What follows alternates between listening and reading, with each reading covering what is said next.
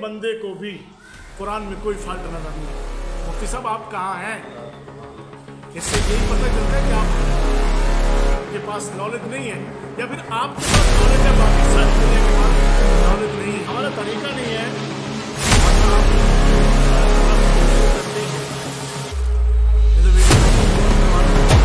लेकिन अब चूंकि वक्त के हिसाब से मजबूरी है। मुफ्ती तारिक मसूद साहब एक वीडियो फिर वीडियो फिर वीडियो फिर वीडियो, उसके बाद अपने उस पर लगे तो कुरान करीम फुरकान हमीद को समझने की तौफीक अता फरमाए। कुरान तमाम किताबों में वो अफजल तरीन किताब है कि जिसकी हिफाजत की जिम्मेदारी खुद खालिक व मालिक ने ली है। और अहले अरब हमेशा से कि वो चूँकि यहूदी भी अहले अरब थे जो खैबर में रहते थे और ईसाई भी बहुत सारे थे, मुल्क शाम के बड़े बड़े पादरी, कि जब कुरान आया तो जिस वक्त तुरैत के मानने वाले, तुरैत के पढ़ने वाले, तुरैत की तफसीर जानने वाले,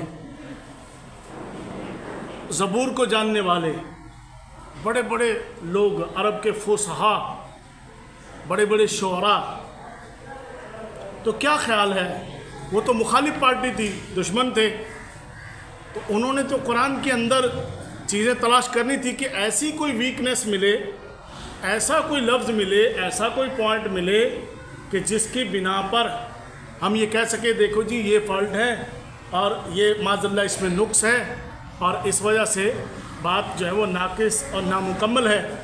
लेकिन आप यकीन मानिए सारा अरब, सारा अजम, सारी दुनिया, अच्छा चलिए ठीक है, हुज़ूर सल्लल्लाहु के ज़माने के माँ बाप आज तक कुरान का चैलेंज आज तक मौजूद है। किसी एक बंदे को भी कुरान में कोई फॉल्ट, कोई गलती नज़र नहीं आई।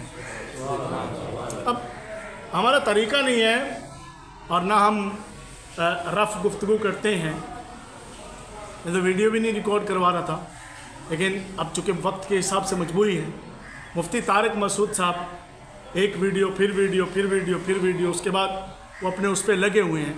तो मैंने सादा सी बात कर दी आप हजरात के सामने, एक तरफ सारा अरब मौजूद है और क्या ख्याल है बड़े बड़े यहूदी उलमा, अच्छा चलिए उनको छोड़िए, मौजूदा दौर के मुसलमानों में कितने फ़िरके हैं, अहले हदीस हैं, उलमा देवबंद हैं और फ़िक़्ह जाफ़रिया के ज़ाकिरीन हैं और अहले सुन्नत के कितने लोग हैं, मतलब एक पूरा भरा पड़ा है।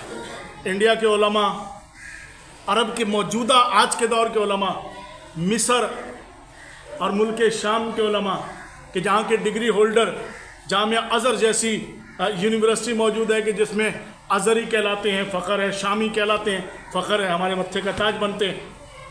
किसी एक बंदे को भी कुरान में कोई फॉल्ट नज़र नहीं आया। मुफ्ती साहब आप कहाँ हैं? इससे यही पता चलता है कि आप के पास नॉलेज नहीं है या फिर आपके पास नॉलेज है, बाकी सारी दुनिया के पास नॉलेज नहीं है। कुरान ने चैलेंज किया और पता कहाँ चैलेंज किया? सूरह बनी इसराइल में बिल्कुल सेंटर में कुरान मजीद फुरकान हमीद का आधा इस तरफ आधा इस तरफ, वहाँ पर कुरान ने चैलेंज किया और ये फरमाया कि देखो अगर इस कुरान के मुकाबले में तुम कुछ ला सकते हो ना बेमिस्ल हाज़िल कुरान तो ले आओ। ये चैलेंज था बिल्कुल कुरान के सेंटर में। ये सूरह बनी इसराइल 15 से 12 है, बिल्कुल दरमियान में है। और दरमियान का मतलब क्या होता है कि इस तरफ का हिस्सा तुम्हें ये आसान लगे तो इधर का ले आओ कुछ, और इधर का आसान लगे, छोटी सूरतें हैं, इधर से कुछ ले आओ। तो बड़े बड़े फ़िलासफ़र, बड़े बड़े लोग जो थे वो कोई जाने के मुंह में ज़ुबान नहीं बल्कि जिस्म में जा नहीं, मुखालफीन अबू जहल जैसे, उतबा शिवा जैसे, वो जो तलवारों के साथ अपना माल सब कुछ जो है वो अपनी जाने तक लड़ा रहे थे, तो उनको एक बात भी नहीं मिली, एक चीज़ भी उनको ऐसी नहीं मिली कि जो इस कुरान के मुकाबले में लाएं। अच्छा चलिए मान लीजिए मजमून ज़्यादा है, आधा कुरान नहीं ला सकते कुरान के, तो फिर कुरान मजीद फुरकान हमीद ने जो है वो फिर चैलेंज किया, सूरह हूद के अंदर फिर चैलेंज किया कि फरमाया कि तुम अगर नहीं ला सकते ना, यकीनन तुम नहीं ला सकते। तो ऐसा करो कि इसके मुकाबले में 10 सूरतें ले आओ, 10 सूरतें ले आओ। 114 सूरतें, तुम 10 सूरतें ले आओ, सूरतें ले आओ। नहीं ला सके। फिर उसके बाद कुरान मजीद फुरकान हमीद ने सूरह बकरा में चैलेंज फरमाया, चलो ठीक है, तो ऐसा करो कोई एक सूरत ले आओ। एक सूरत तो ला सकते हो ना, एक सूरत ले आओ। फातु बि सूरतिन, एक सूरत ले आओ। एक सूरत नहीं ला सके। अहले अरब एक सूरत नहीं। अच्छा, अरब कहते हैं पढ़े लिखे हुए लोगों को, पढ़े लिखे हुए लोगों को अरब कहते हैं। अजम गूंगे को, गूंगा जैसे होता ना, जैसे बोल नहीं सकता उसको अजमी बोलते हैं। मतलब अहले अरब हम सबको गूंगा समझते हैं, इतना अपने आप को वो जो है वो इस बात में ऊपर समझते हैं। अल्लाह अकबर। तो लफ्ज़ उम्मी का तर्जुमा कर दिया मादल्लाह।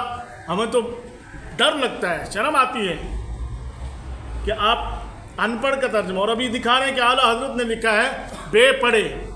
शाह साहब मौजूद हैं, हाजी साहब मौजूद हैं। हाजी साहब, आपको अगर बग़ैर पढ़े चाइनीज़ ज़बान बोलना आ जाए, ये आपका ऐब है या आपकी क्वालिटी है? बेपढ़े आपको अगर इंग्लिश आ जाए, डिच आ जाए, इब्रानी ज़बान आ जाए, आपको बेपढ़े बग़ैर पढ़े, तो ये तो आपकी खूबी है। अल्लाहु अकबर।